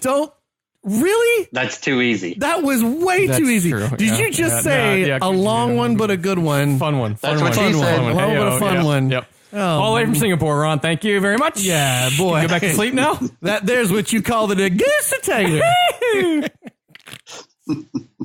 Oh man, now more than just Ian Nacho and Nacho Montreal's Ian Nacho Shack. Guys, the degustator. That's the next one. That's the next. That's a barbecue joint. That's the next thing we're opening.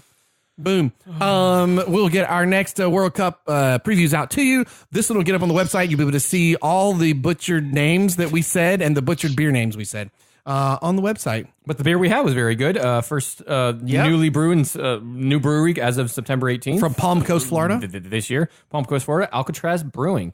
Double Alcatraz 2X IPA. Very, very good. Why escape? Hashtag so freaking good. Drink local. Yep. And Ron, we expect your full report on the breweries you're visiting. We'll be following Untapped over the next 2 days. Awesome. It'll be a ton of fun. All right, gents. It's always a pleasure. Love the beer. Cherish the game. The Brewtiful Game. Hey, y'all, did you see my goose and tater around here?